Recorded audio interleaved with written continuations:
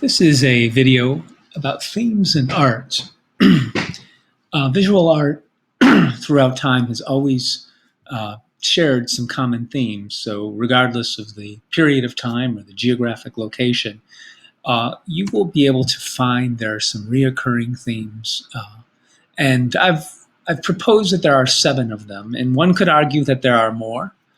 One could also argue that it is hard to pin down any particular artwork to just one of these themes. Sometimes a work of art has 2, maybe even 3 of these themes kind of running through it.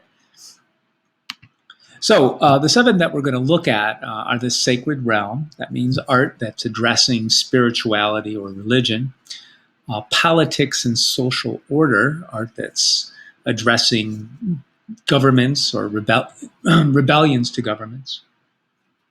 Stories and histories, and so art can depict cultural stories or histories.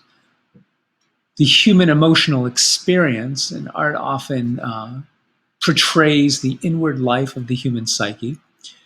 Invention and fantasy, art often just depicts the human imagination, entire worlds created inside of the mind of the artist. The natural world, many artists have depicted the beauty of nature and our relationship to it. And what we call art for art's sake, and that is the artwork itself is the theme. There aren't any other outside themes. First, we'll look at the sacred realm. This is an aerial photograph of Chartres Cathedral.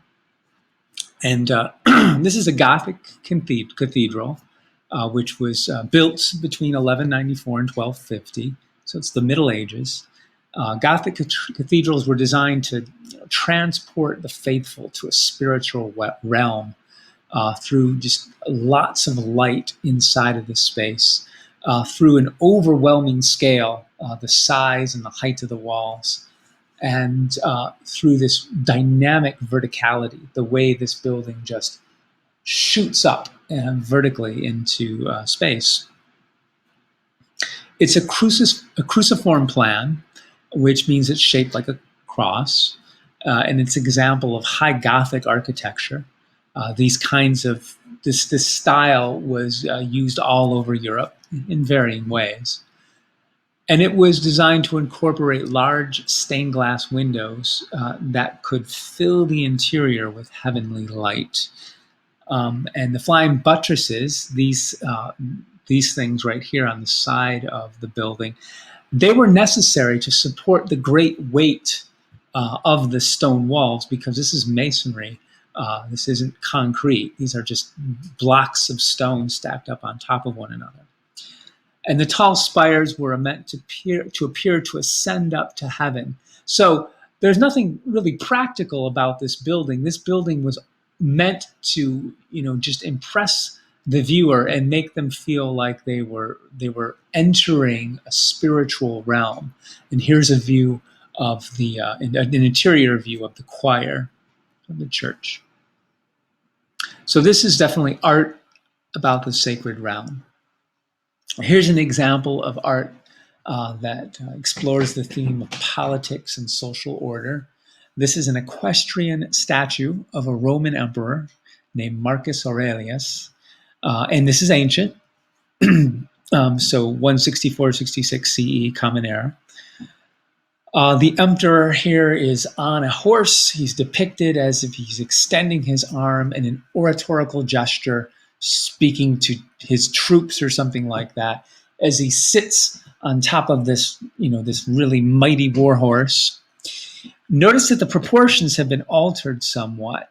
In reality, a horse is bigger relative to a person than this sculpture depicts. Marcus Aurelius looks too large for the horse. He's depicted as larger than life size.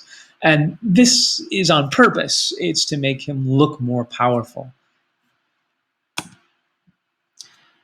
Another theme is stories and histories. We're quite used to the idea of graphic novels and comic books illustrating stories in this day and age. But of course, this is not new to us. This has been going on for quite a long time. Here's an example of this. We've got 49 scenes from the Tales of Ise, which is a mid 17th century, and this is ink on paper, and it's mounted on gold leaf in a panel. And this is by an artist named Satomura Genshin. And this is well, it's there. They illustrate a story quite literally. They show you narrative scenes within this story.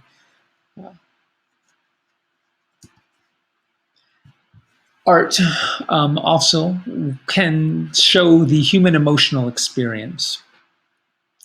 This is a painting by Pablo Picasso, The Weeping Woman, 1937. And Picasso painted quite a few paintings and also made etchings of this motif, a woman crying. This is a painting of Dora Maar, who was his partner for almost a decade. And this is one of many images he made of crying women. You can follow this link to the Met Museum website where there's more information and see another version of this kind of image by Picasso. Another theme is an invention and fantasy. And this is an artist named Kay Sage, who was a surrealist painter. It's called Tomorrow is Never. And you can read more about this artwork by following this link to the Met Museum. But this is a world that she invents inside of her own mind. It's obviously not representative of anything she saw. Artists throughout history have sought to capture and interpret the sublime beauty of nature. The photographer David Burdeny goes to Antarctica and photographs this really fascinating, beautiful landscape. And lastly, we have art for art's sake. And what does art for art's sake mean? It means that the art is about itself.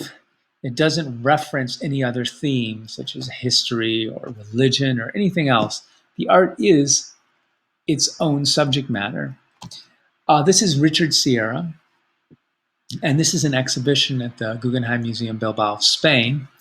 And you can find out more about Richard Sierra by following this link and find out more about what this phrase art for art's sake means by following that link. And as I said, I've posted this file, this slide presentation, as well as this my screencast of it.